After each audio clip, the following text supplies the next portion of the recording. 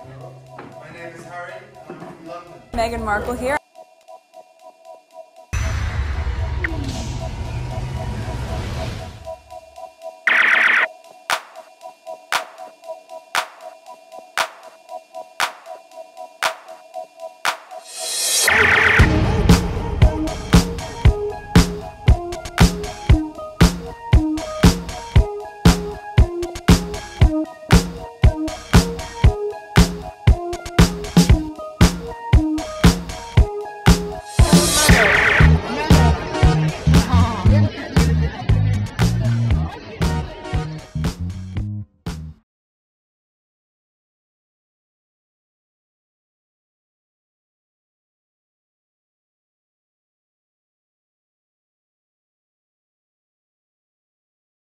Editing, I might split them into two. Okay, so this is where I start here. I put this on my community board, and this pretty much explained everything. So when I turned on my computer this morning and I saw Pete Souza, there it is here, the hashtag free Pete Souza, and I was like, is that the same Pete Souza that I know? I know he is a photographer for President Obama. What's going on? I thought he was arrested or something like that. That was my belief when I saw the hashtag. And I click on the hashtag, and this popped up, one of many. And this one, I think, is the only one that I took because it pretty much explained the situation. So let's get started. Pete Souza was the official chief White House photographer for the entire presidency of Barack Obama. He took over 2 million photos of Obama as well as photos of Reagan and Bush. Today, Musk suspended his account for posting this AP photo.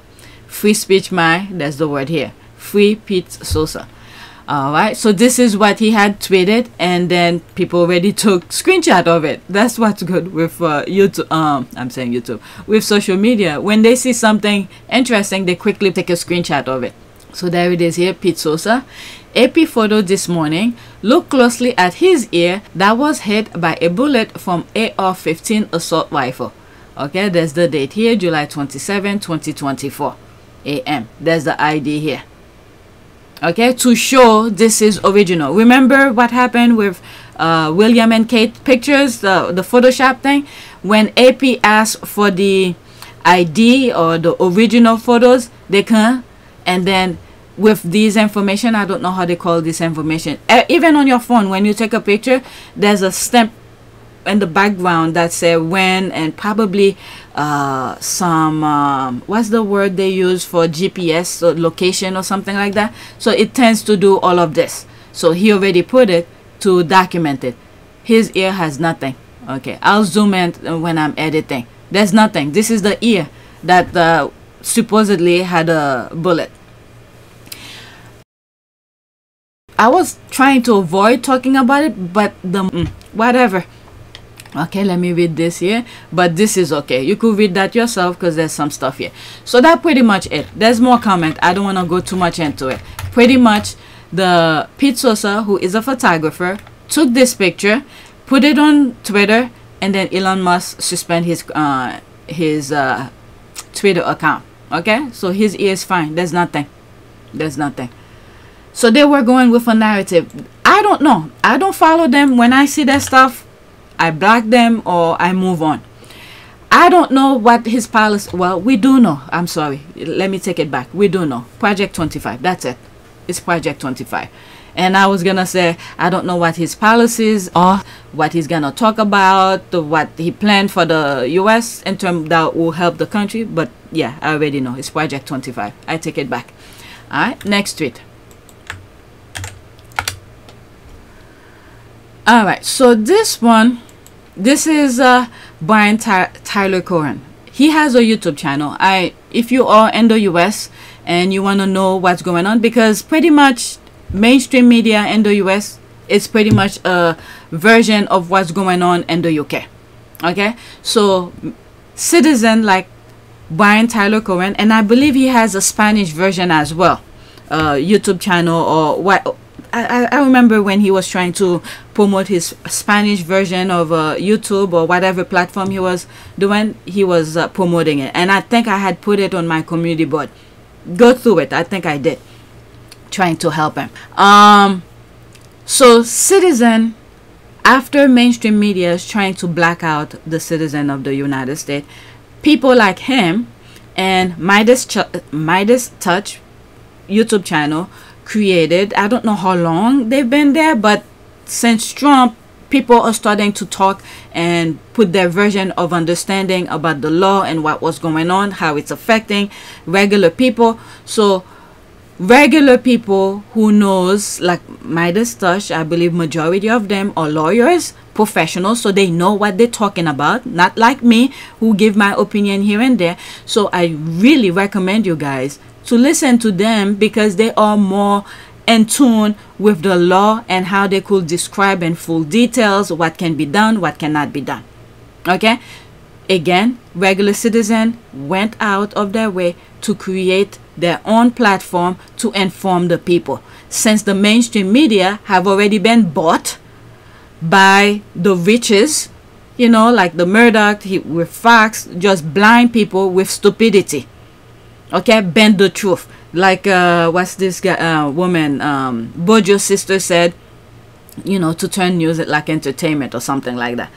And I think it's in all our interests that we have a thrive, and we've got the most wonderful newspapers in the world in this country. You read the newspapers in the States or in France, they're very dull.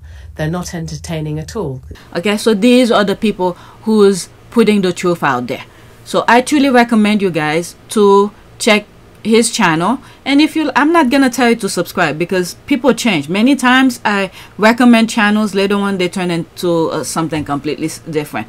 But I've been listening to him every now and then. But let's listen to what he's saying right now. A quick explainer on the single most dangerous aspect of Project 25. Okay, so let's listen.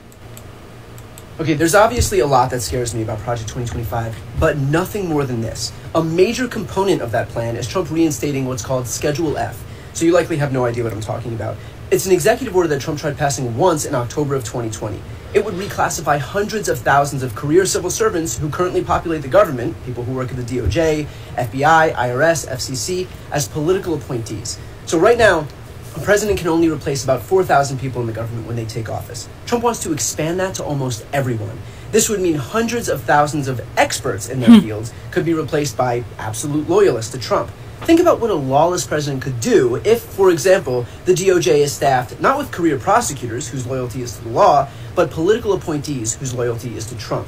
Remember in 2020 when Trump and Republicans called for ballots to be thrown out in places like Detroit or Philly or Milwaukee? It didn't work then, but Schedule F wasn't in effect. If it is, and now you have thousands of Trump sycophants in charge of validating those claims and deciding, you know what, we think there was fraud in those Democratic strongholds and those votes need to be thrown away, that means that suddenly votes in all the big population centers at the heart of these bogus fraud claims are at risk.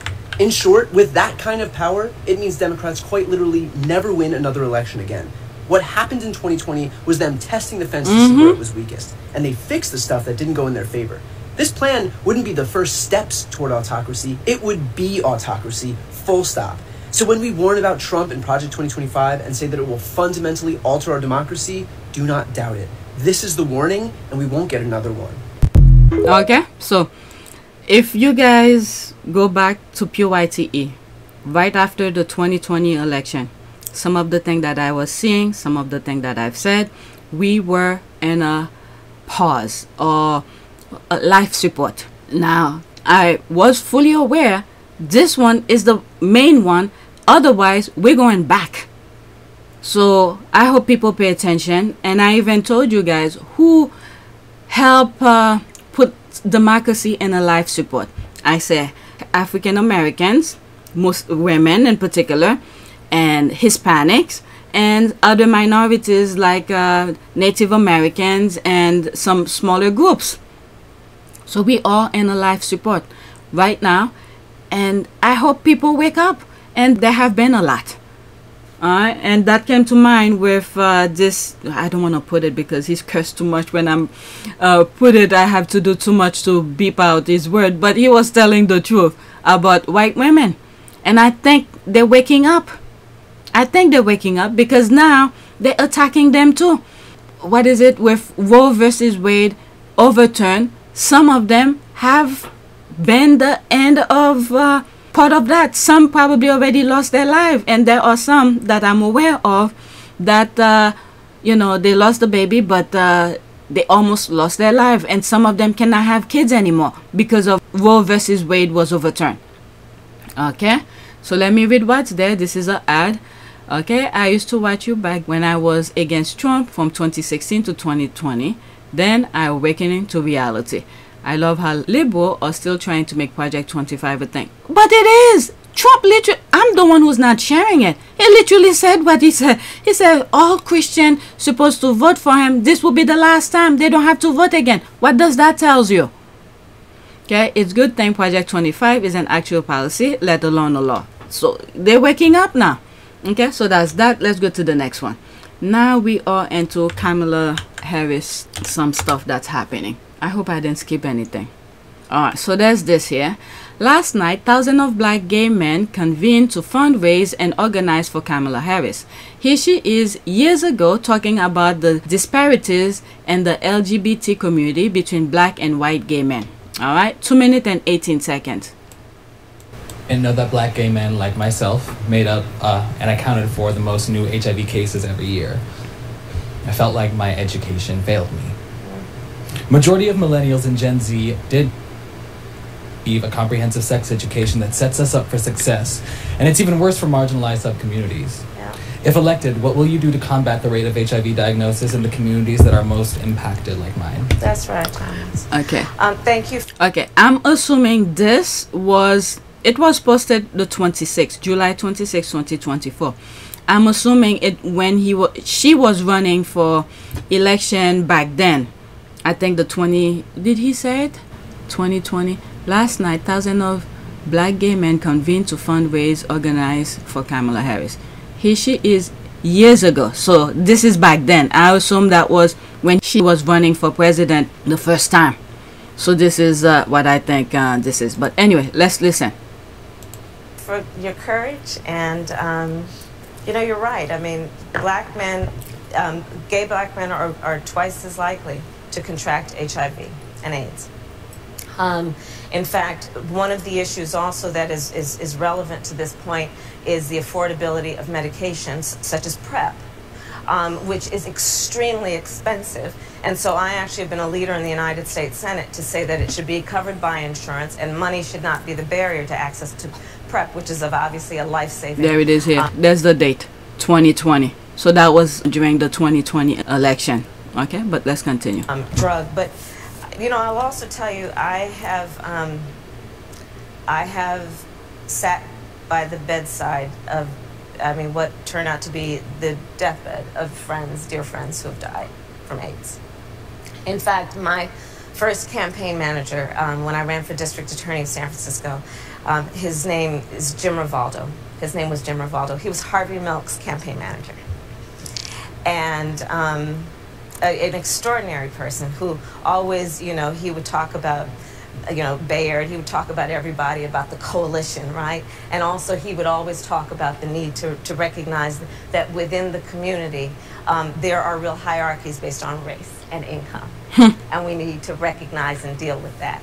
And since those days to today, we know that in terms of HIV/AIDS rates among black men in particular, it is still much higher because the hierarchy still exists within the community around access to health care, housing, employment, and things of that nature. So I will, as president, I commit to you, deal with all of those.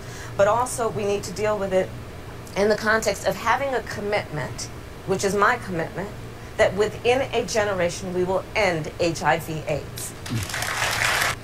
All right. And then also, this is another thing. Each and every single one of us, whether you're American or around the world, we have a responsibility to protect ourselves. Use a condom. This is one of the safest. It's not the only. I don't know. It could break. Things could happen. You know, accident could happen. But at least your first thing, if you don't know the health of the person you are with, protect yourself. That's the first barrier. Protect yourself. Don't let your body just go out there like that. Alright, so that's that. Let me read what's there and then go to the next one. Hey, this is me in the video, so that's him. So this is the person, him. That's him who wrote this 15 hours ago. All right. Hey, this is me in the video. There's the laugh. Long post to follow. Something I want all the critical comments to know. Empathy, understanding, and combating stigma come as a direct result of, let's go into it. Let's pause. Okay. As a understanding and combating stigma come as a direct result of lived experiences. Okay. Oh shit. He wrote a long thread. Okay, after his thread, I'm gonna move on. Even though Kamala Harris may not have given the conventional answer or the type of answer that gets you point in a debate, her answer shows that she has a real-life experience of knowing, loving, and losing people to HIV and AIDS related complications. When I've gone into communities and done outreach and education research and data collection, phlebotomy, or developed programs and behavioral intervention or written grants, is that the stigma that kills is not of the uneducated, but the ones that don't love someone with HIV. It should also be noted a lot of people don't realize they do know and or love someone in their life that has HIV. When you have a lived experience or love experience of being an ally, friend, lover, mentor, mentee, etc., it makes it real, a human life you know affected. The problem with some people in power is they don't see the person, they see the number. Yep. How do you go? Statistic. They just see the numbers. That's why the dollar amount, the check box for diversity, and the medical bills. I'm confident that Kamala's answer in 2019, so it was old, 2019, showed that she's thinking of the people, and most of us have more to learn. And forgive the typos, I'm a Cali boy that's uncaffeinated at the moment, lol. What are people criticizing about this? That she didn't answer the question, lol. Get a nice coffee. I'm sending you all the love. Okay, but the knowledge and empathy Kamala shows and that long answer will inform her shorter answer in the debate setting. Maybe not with any specific fact, but in the worldview her answer will reflect. Thank you very much, Tom. Sending you lib, was it? I don't know what is that. From Germany. It's good for us to know more about Miss Harris' background. Okay, so that's that. There's more. Oh, let me just finish it. And the Biden-Harris administration took the step that she mentioned here. Oh, okay. I'm gonna click this to leave the link for you. Okay, so there's that here. Fact sheet. The Biden-Harris administration efforts to end HIV/AIDS at home and abroad. All right. So look at this. It's a long read, but I don't want to make my videos too long. The link will be in the description if you want to read it. Okay, let's see that one and then I move to the next one. Thank you for asking that question. She then gives some wonkish response but did share her personal experience and depth of feeling, and that is meaningful too. Okay, so there's that. Let's go to the next one. Camilla and her friend. I don't remember what is that. And just keep in mind, when I share with you videos, due to copyright and YouTube is very sensitive with videos, you know, just pay attention to the audio. I could just put one picture. I try not to put one picture sometimes because so you could see what's happening with the real images. But the key thing is listen. Listen to what is being said. As someone who was also molested as a child by a father figure, this is the kind of representation I want. You can shove the "but she's a cop," there's the word here, right up your, there's the word here. Alright, so that's a retweet. There's no comment in here. That's from Chris Evan as well. At Kamala Harris shares that her best friend in high school was being molested by her father. She went on to specialize in child sexual assault cases as a prosecutor. 1 minute and 13 seconds. When I was in high school, I had a best friend who I learned was being molested by her father. I suspected something because she would come to school and just be sad, and there were times where she just didn't seem to want to go home. And I remember asking her, is everything okay? I just sensed it. And she shared with me that her father was molesting her. And so I said to her as soon as she told me, well, you have to come stay with us. And a big part of the reason I wanted to be a prosecutor was to protect people like her. And in fact, the vast majority of my career as a prosecutor was about protecting women and children, including a significant period of time where I specialized in child sexual assault cases. Okay, so that's that. People are putting things out, all right, to let people know this is who she is. It didn't come out of nowhere like that. As a former prosecutor, there should be a record of all her cases and argument. List them. I like to see her record. There are indeed records, and you can easily look them up, so I recommend doing so, Miss Millie.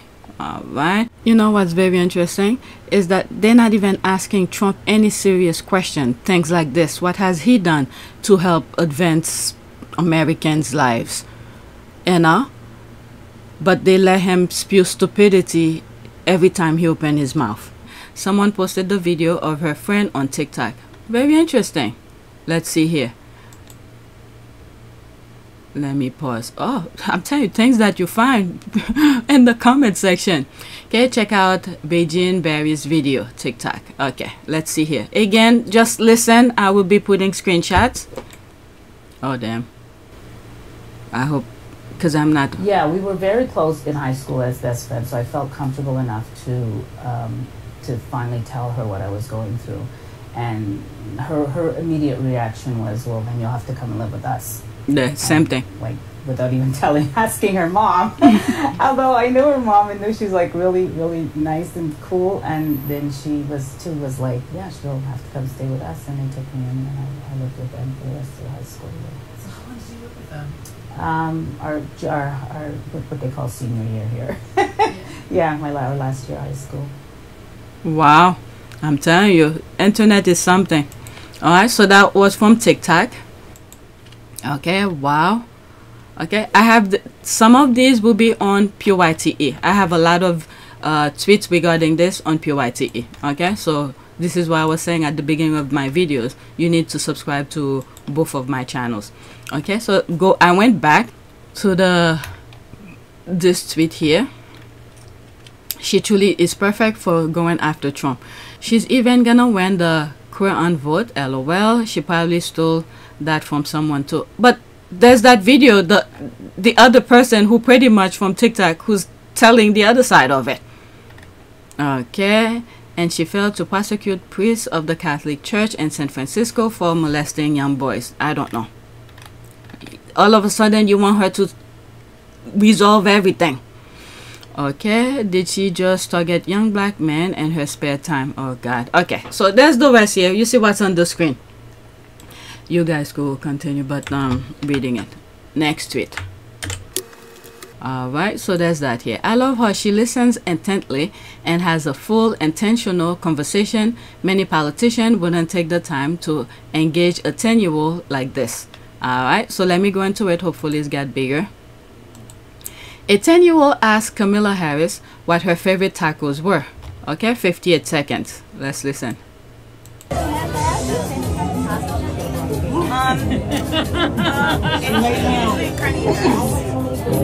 And that's kind of like my go-to. Sometimes I might do like carnitas is really my favorite. What's your favorite? They are? Yeah, no, I know. I just maybe a little sauce, a little lime, that's it. Not raw, you know, you do lime. At a reception full of Latino leaders, this could have been the vice president's most controversial take, but it turns out she has great taste. Not only that, her and the second gentleman are a match made in taco heaven. Thank you to the vice president and second gentleman for opening their home, and for Voco Latino bringing us all together through the most epic carne asada. Next time, I'll have to ask about your favorite paleta, but it'll have to be at the White House. Okay, Alright, there's that. Kamala Harris is relatable. That's the tweet. Taco love. She truly is a relatable woman. Okay, so there's this here. It's not that I don't like taco. I'm not in an area that has tacos. Maybe I would love it. Fish, forget it. I'm not gonna eat fish. Like she said, sometime fish, me, anything with fish I don't want. Let's listen. Maybe chicken, turkey, beef, yeah. Pork, maybe, but not really.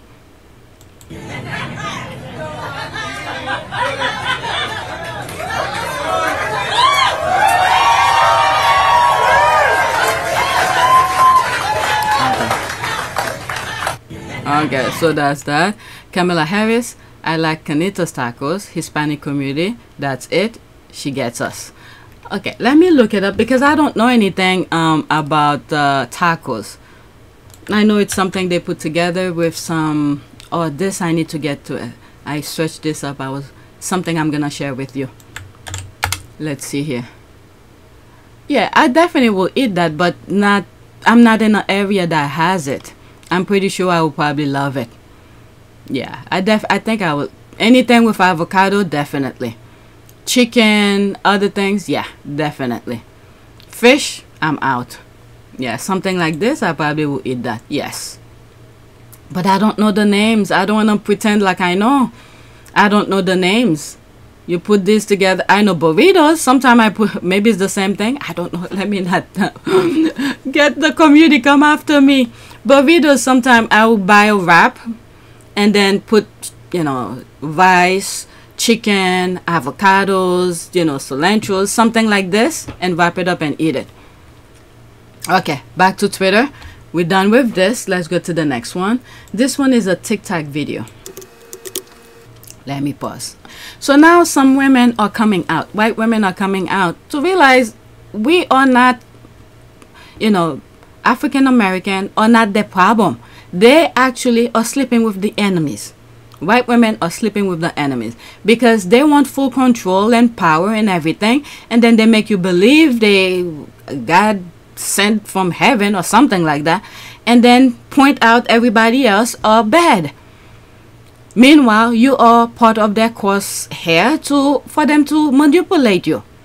All right, so there's a couple of videos about white women who's coming out in defense of Kamala Harris, and then let's be prepared. Okay, if she does get in office, we need to vote in midterm election because they're gonna make sure. Just look at President Obama. First 2 years, how he did, and then the second half of his first term, how they went and stopped everything that he was trying to do. Okay, so they're not gonna give up. And keep in mind, Project 25 is their goal. They've been chopping it, they've been at it for a very long time. It's now all of a sudden they thought they had everybody on board. You know, they had Fox News, you know, screwing their mind and leading to this election. They have all mainstream media talking BS, you know. And I think Rachel Maddow, does she still have her show?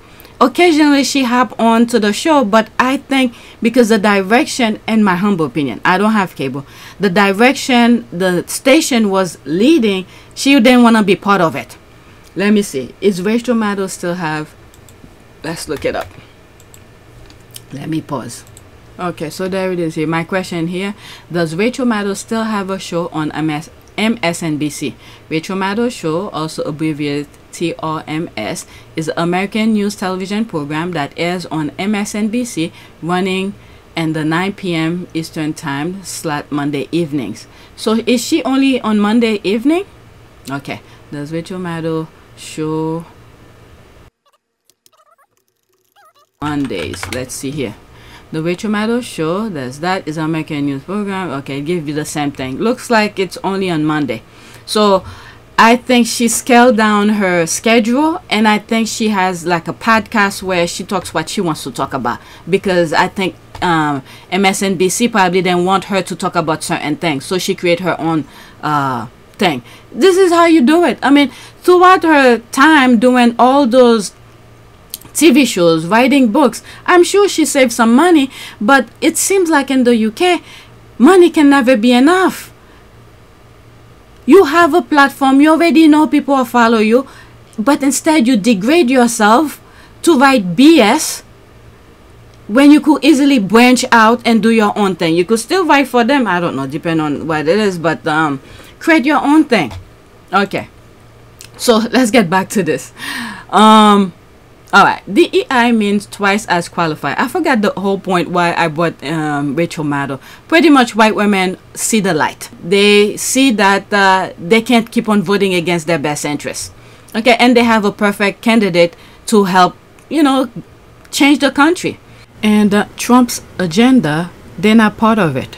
They actually, you know, like Roe versus Wade is like their voices, their choice is not even matter in Trump's type of agenda. And many other issues as well. Maybe the lesser of the two evil. I don't know. I don't speak for them, but maybe they probably see the light. They rather vote for the lesser of the two evil. Remember, in every side of the political spectrum, you know, they both have their positive and negative, their strength and weaknesses. So you pick the lesser of the two evil. Trump literally already told us, you know, this will be the last time you will vote. He'll fix it. You won't need to vote again. So maybe that probably motivate them and said no.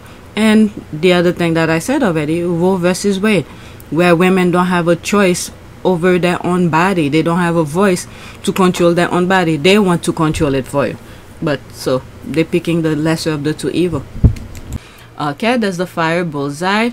Must watch. As a white lady in Appalachia, me and mine are gonna support the DEI candidate. I've seen too many mediocre white men and loafers without socks filled up because of who their daddy knows. There's that here. When I hear DEI, I hear twice as qualified. Okay, so let's listen to her. Oops. As for me and mine, we are going to serve the Lord, and we are going to choose the DEI candidate and the DEI hire at every opportunity. And here is why. I have lived on this planet as a white woman in Appalachia all 44 years of it. And I've also had the good sense, maybe it's the Appalachian in me, I don't know, to keep my mouth shut and my ears open when my black and brown friends and family are talking. And here is what I've learned through my own life experience and having the benefit of listening and absorbing the life experiences of other people. I have seen far too many mediocre white men wearing loafers without socks and failing upwards, okay? Getting jobs because of who their daddy knows. Getting elected to Congress because of their white face and their lack of qualifications, Tim Burchett. And so I do recognize that the Conservative Party is trying to start using DEI as a buzzword instead of the word they really want to say. The N-word. But all I hear is twice as exceptional. Because for black and brown people, they don't get to fail upwards. They don't get to be hired because of who their daddy knows. They don't get second chances, and they don't get the benefit of the doubt. So they have to be twice as exceptional to even get a passing glance at their resume. They have to be twice as qualified. So when I hear DEI, I hear twice as qualified. And I hope you do too. I love you. Goodbye. Okay. So let me see some of the comments. People are leaving the Republican Party every day now. They can't support the extremities of their fascism platform. It was all, I'm surprised this is how they're seeing it now. I've always said, if you want to know what really going on, what these people are trying to do, just listen to the black and brown communities, because they always start with them first. Okay, that was awesome. Well done. I love to follow her for real. Should be a rally cry. When they say DEI, I hear twice as qualified. This is Queen. Okay, so let's go to the next one. What am I? Is that the same one? Let me make sure, because sometimes I think. Okay, so this is another one here. I almost skipped it. Okay, so there's this here. Love this. There's the heart here. This white woman gives her black sister credit for coming up with the idea of Zoom calls and leading the way for white women to have their own historic fundraiser for Kamala Harris. So let's listen. Do you want to know how I know that America, specifically white female America, do you want to know how I know that we are ready for Kamala Harris to be our president? I mean, I hear all kinds of detractors out there about it, about America not being ready. But let me tell you, I have proof. I have proof that America's ready. You want to hear it? You want to hear it? The white women's phone call, the Zoom call last night that raised $8.5 million. I promise, in my soul, I believe it never would have happened without the leadership of those 44,000 black women. If they hadn't done what they did on Sunday, raising all that money, if they hadn't had the genius idea to do it, if they hadn't collected, had that unity, come together, if those women hadn't gotten together, the white women Zoom call never would have taken place. So you know what that tells me? White women respect black female leadership. White women are ready to follow Kamala Harris. So I hope that gives you a little encouragement on this fine Friday evening. The women are ready. Okay, so there's that. Actually made me emote on this soulless hellscape of a platform. Excellent stuff. Yes, united we will stand. Okay, one of my thumbnails back after 2020 election, what did I have? United we will so, I know what I'm talking about, but I don't remember what I called it. All right, next tweet. Okay, so this is Kamala Harris's husband. Love, supportive husband. Okay, I know that's right. Okay, so let's see here. Pause again. Mr. Trump, I know you have so much trouble pronouncing her name.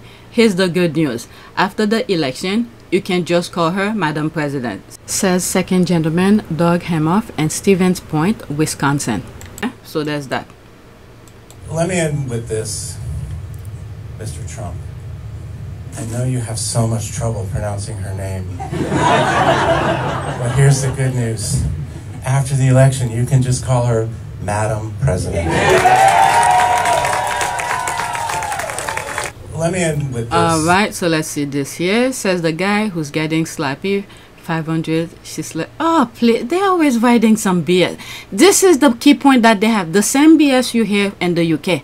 They do not know how to head on in terms of policies. Instead, they just want to write smear campaign, say BS, childish, sandbox things.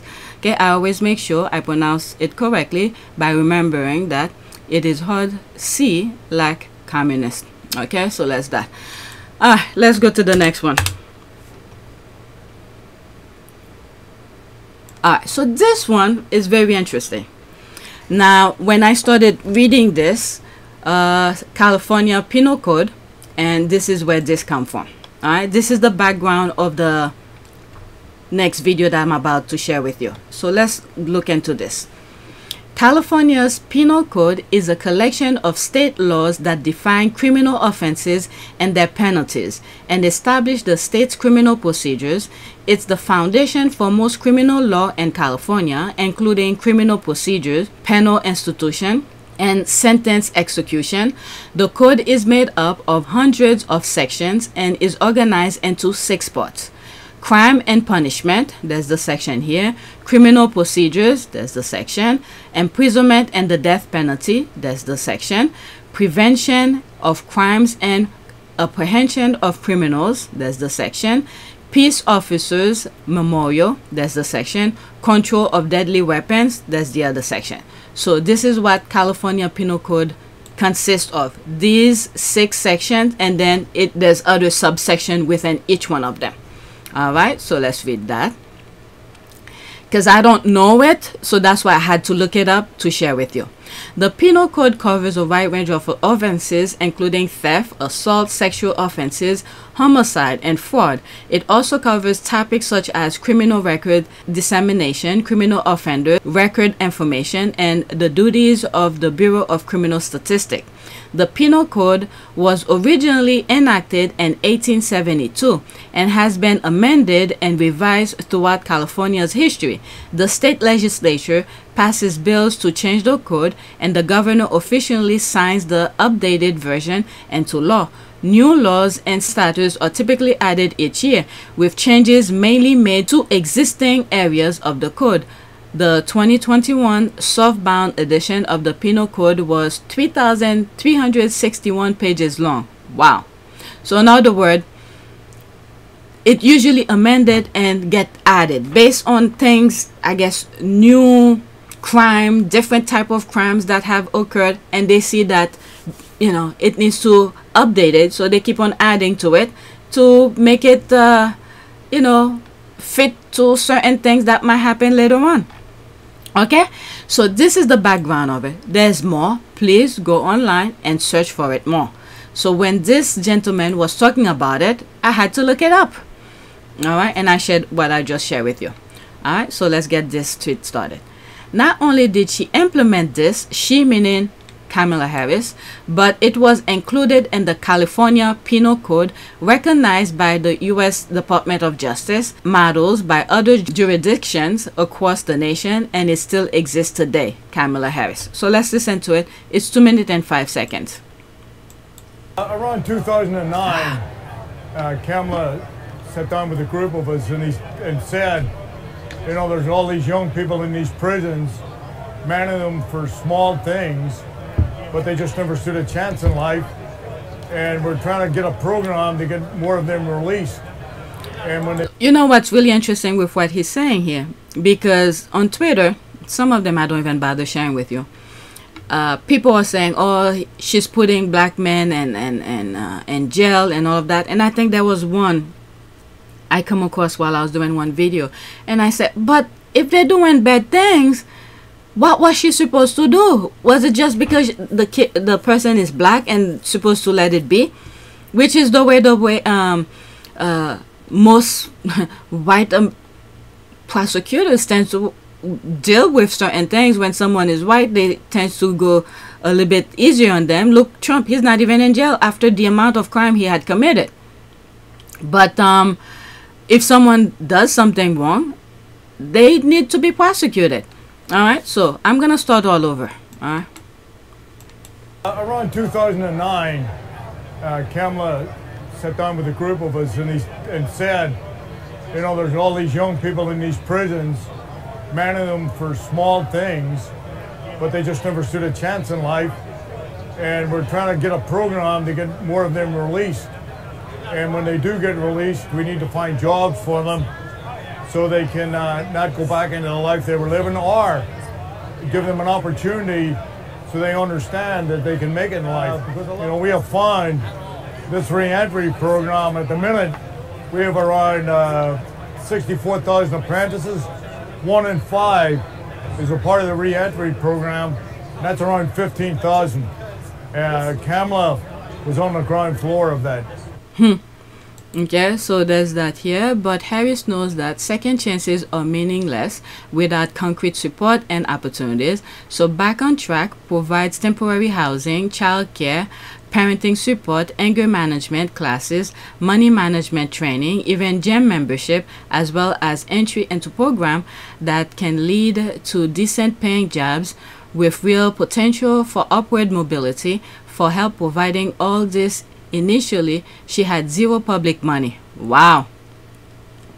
She has called on her friend and the business labor. You know what that remind me of? If you guys seen what I did, the video on Output of Pure Service, Homeboy Industry. Okay, that's what that remind me of. Go on Output of Pure Service. I have a video regarding Homeboy Industry that Harry and Meghan support. Okay, she has called on her friends in the business, labor, and philanthropic communities and received such an enthusiastic response that it sometimes seems the DA's office has become San Francisco's favorite new charity. Back on Track's growing list of partners include Kaiser Permanent, PG&E, Nordstrom, Catholic Healthcare West, and various city agencies, with the lead role taken by Goodwill Industry. Another important partner is U.S. District Judge Thelton Anderson, a Bay Area civil rights legend who now oversees California's crisis-ridden prison healthcare system, and who presides over many of Back and Track's weekly court hearing. Meanwhile, when you look at mostly men running the system, what they have done, make prison privatized. What the hell is that? Making prison privatized. Meanwhile, they have their those police out there instigating people for them to react and then put them in jail to go into those for-profit prison. This should not be. There should not be for-profit prison. Instead, stop giving the, I mean, that's one of many ways things can be resolved. Stop giving the rich tax cut. Use those tax money to, you know, taking care of our own prison system. And then with those programs, so those people don't go back to the system again. But instead, they're turning everything into a business. And I hope the UK is watching, seeing some of the things that is being raised, so you guys don't turn like your NHS to privatize it. Okay? So it's a huge problem in the US. You see, this is why when President Obama first got elected, the first thing he did was to provide health care. Meanwhile, what did they do? The other side, the GOP, the type of Tories we have here in the US, they put a stop to it and they try to remove it completely because President Obama know the law and follow the law. They can't do it. They try to chip it down, but instead, if we had given him a good midterm election, put solid people back into the House of Representatives, the Senate, we would have, President Obama would have a coalition of supporters to help build on the health care, but instead they put a stop after stop until we get a Trump after President Obama. Okay, so we could learn from that.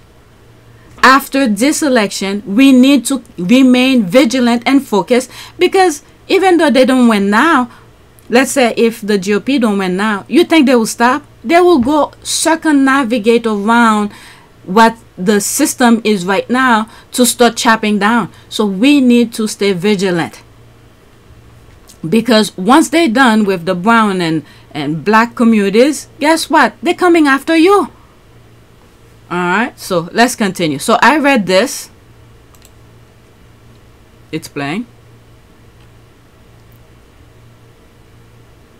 It is playing. Yeah, so this is the next one. Let's pause. Okay, fact sheet. Back on track, a problem solving and reentry program. Okay, program overview. In 2005, Kamala Harris, District Attorney for San Francisco, launched Back on Track BOT, a reentry initiative aimed at reducing recidivism among low-level drug trafficking defendants, combining strict accountability with real opportunity for self-improvement. While he was prosecuting them, knowing that, because if she's a prosecutor, she has to follow the law. She can't put her feeling behind things. But after she prosecuted these people, and when she realized these are minor things, they don't really have to go to jail for that, but she has to prosecute them anyway. And then she does something to counteract, not, you know, once these people, young men, go to jail, go back and track to the real world, don't just let them release like that. Okay, BOT report that less than 10% of its graduates re-offered a success achieved, moreover, at a fraction of the cost of traditional prosecution and jail time. Okay, but those Republicans, they don't want that. They want to prosecute. It's been so successful, in fact. Okay, there she is talking about. But what I was gonna say, what those Republicans wants to do, because they turn everything into a business. Everything into a business. So they're instigating and they making things worse. So there she was when she saw the problem, and she's finding solutions so those kids don't get back into the system again. Okay, I'm moving it back slightly. like right here. It's been so successful, in fact, that the United States Department of Justice has chosen it as a model of innovation for law enforcement in the United States. And a couple of weeks ago, Governor Schwarzenegger actually signed into law a bill that we wrote that was carried by Speaker Karen Bass. So keep in mind as well, I've shared some of Arnold Schwarzenegger's videos where he's talking about certain things that the GOP keep on doing, and he's a Republican. Keep that in mind. I think I have 2 videos of him where he's talking about things he had experienced in his country. Where he's from again? I forgot. Is it start with a A? Oh my God, where is country? I know it start with a A. Austria. Okay, when he was running, to be bodybuilding, and he was in the military, he skipped being in the military to go compete and all of that, and then once they find out, they punish him and all of that. So he knows, he experienced the hardship, the other side, of the war. We hear about it, we read about it, most of us. I know many of you, there's some squaddies who were in the military. Okay, so he had experienced war, and he knows it's not a good thing, and he tried to warn us. Arnold Schwarzenegger is a very good person, and he knows what America can offer, and he's a product of what America can offer. So he's trying to warn Americans who've been living a life of prosperity and calmness, but everything that we experience, the hardship, it's self-inflicted. Okay? All the hardship Americans face are self-inflicted. So Arnold, who's from Austria, who experienced the hardship of war and depravity of things, so he tried to warn Americans who have not experienced the hardship of things. Don't get me wrong, some of you probably said there's poverty, there's this, they can't, feed their kids or whatever. And this is where it comes, self-inflicted. Not you personally, the people you vote for who's not looking after you, who's supposed to implement laws and things to help you, but instead they're only worrying about their pockets. So Arnold Schwarzenegger warned us. Many of these politicians who's doing this kind of things, many of them, I don't know, they had it good. Let's just say that. They had it good, and they do not know the other side. And the worst thing is, when you're not the captain of the ship and you're listening to someone else who's telling you what to do, and then you're doing it, self-inflicted, what happens when you're no longer in control? Right now, we are a system that collectively we could make things great. But many of those politicians who've been in a prosperity, when the U.S., is in war, it's not at their homeland. Okay, they attack other countries and all of that. But when you look at the self-inflicting kind of thing that I'm talking about, where we try to make gun control, Republicans don't want that. And what is happening? Many of, Americans killing Americans, and it's pretty good for the other countries who don't like us if we're killing each other. But if we put our mind in a way where we have to look out for each other, we could make things great. But instead, individually, you have the classism that Kamala was talking in one of those videos, just thinking if you destroy one group, I don't understand. I really don't understand. It's stupid minds, stupid thinking. They think about money. Meanwhile, you have a limited time and on this earth. You're not taking all of those wealth with you. Perfect example I usually use is Steve Jobs. Okay, he made it big. Once he's on top with all those technology, the kind of technology we have now, where we touch our screen, we're moving, things like that, his idea. And then it's been implemented in many other places. Okay, now he should sit down, enjoy his fruit of his labor if he wanted to, or continue improving on that. Where is that? He's no longer living. Okay, all those money he accumulate over the years with hard work, okay, then just give it to him. With hard work and with his brilliant mind, he's not there to enjoy those wealth. So I don't know why people cannot grasp this. But instead, you refuse to let other groups live their lives to the best of their abilities and enjoy life. You keep on inflicting, creating barriers after barriers, obstacles after obstacles, when all of us, we only have a few moments on this earth. Alright, but I went off. Okay, moving back slightly, let's continue. And that's with Arnold Schwarzenegger. He warned us, okay, many times. He warned us with hardship. When things, you know, war is not a good thing. But these people, they want fight. Remember in the RNC thing, they keep on saying fight. Schwarzenegger actually signed into law a bill that we wrote that was carried by Speaker Karen Bass, so that as of January, we will have back on track in California's Penal Code as a model of what we should be doing to be smart on crime.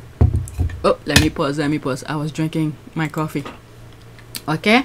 Harris also formalized a court for young adults charged with felonies that resulted in them avoiding a conviction and getting a second chance.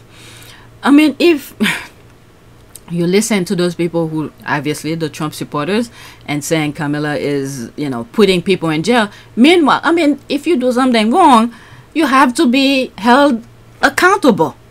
So meanwhile, she's doing other things to prevent them from going back into the system again. Okay, she brought in a stalwart progressive community organizer by hiring Latifah Simon to lead that initiative, a diversionary program called Back on Track that set nonviolent offenders on a path to a new job and help them rebuild within their communities.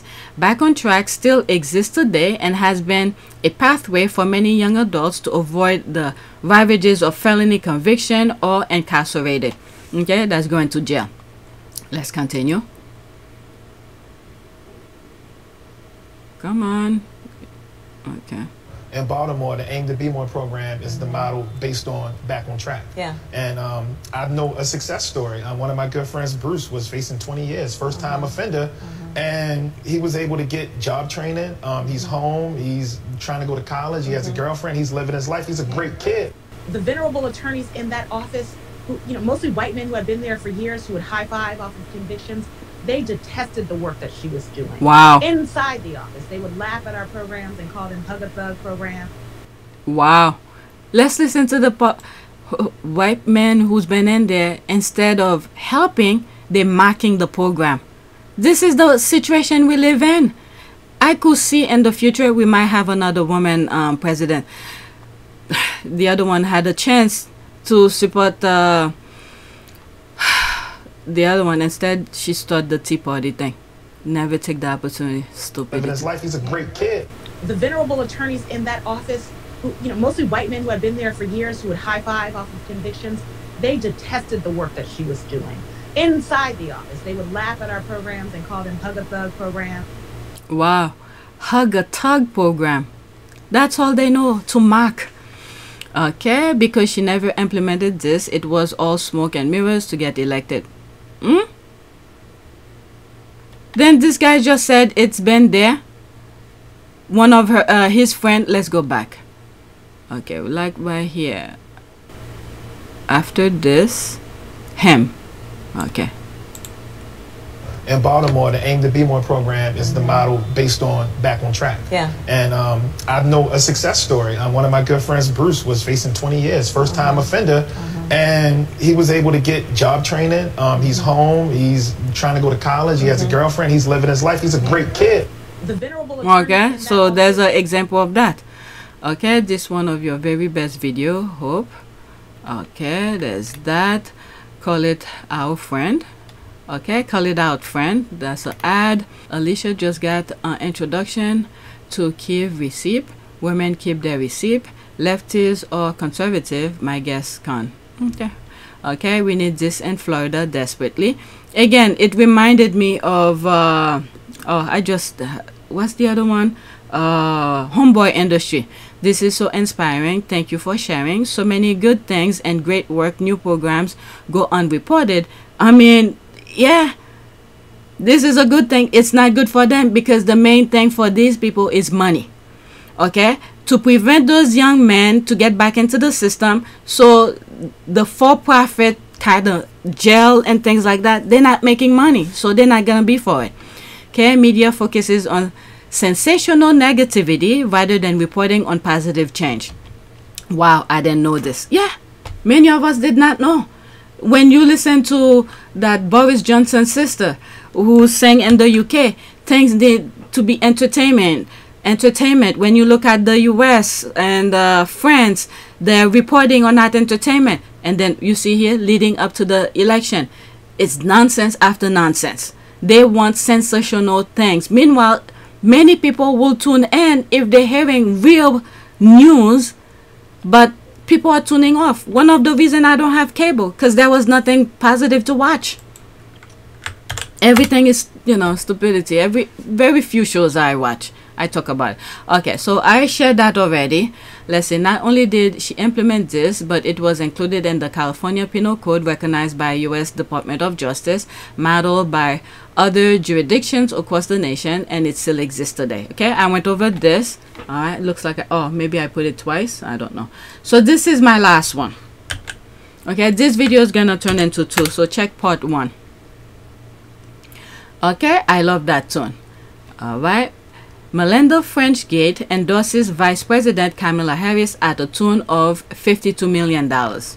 There's that. Weren't they just telling us all this is a ground-up grassroots campaign? It is, but all politicians get money from others. What Gates donate is not counted in the grassroots figure. I mean, they have to come and swing and tell the nonsense because they upset.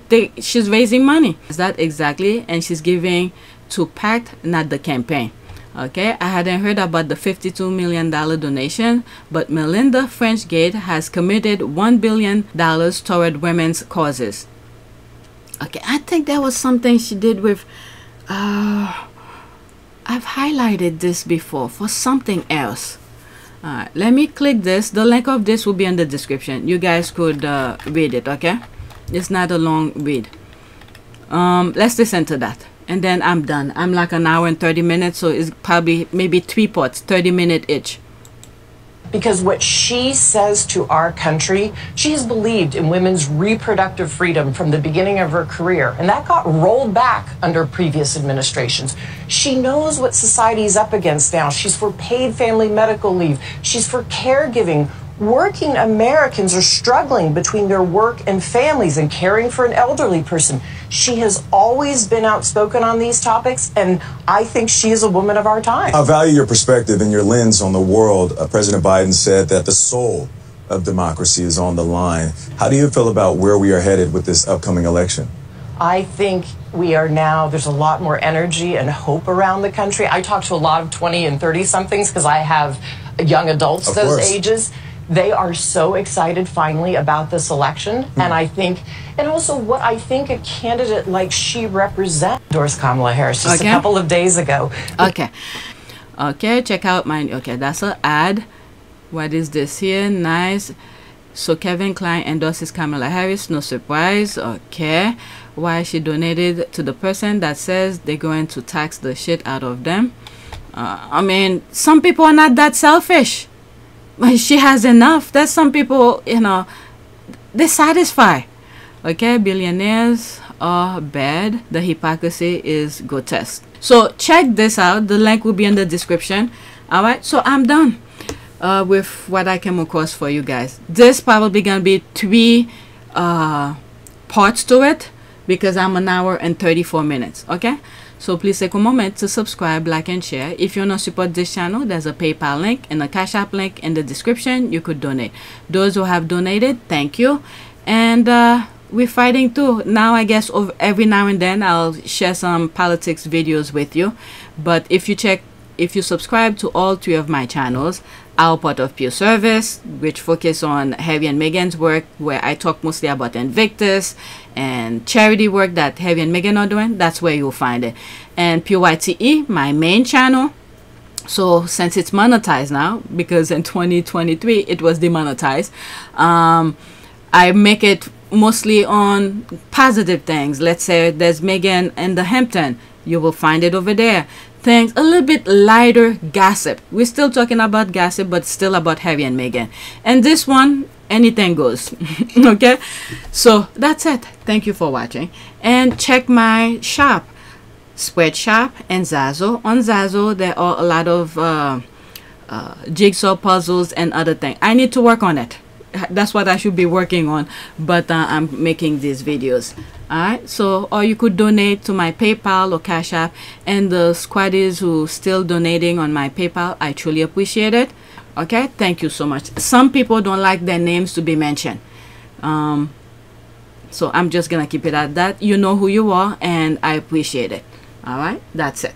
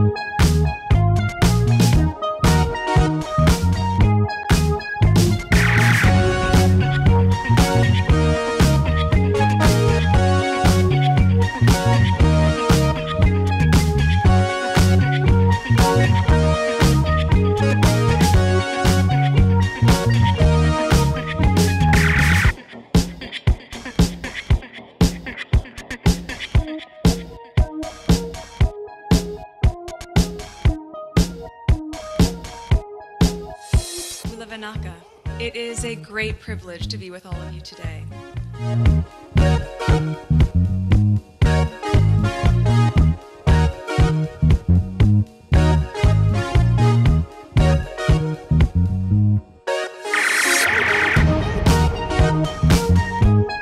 You know, we ask for forgiveness and please come back.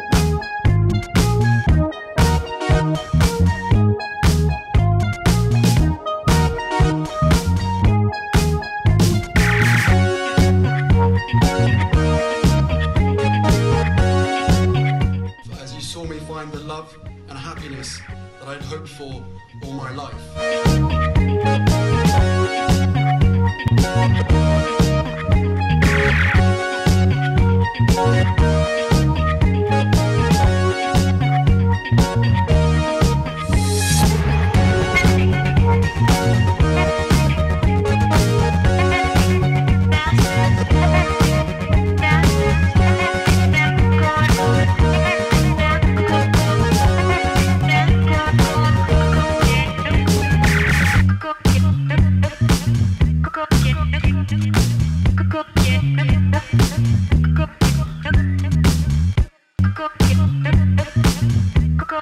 You are all in this together. And if I may speak personally, we are all in this together. Because asking for help was one of the best decisions that I ever made. You will be continually amazed how life changes for the better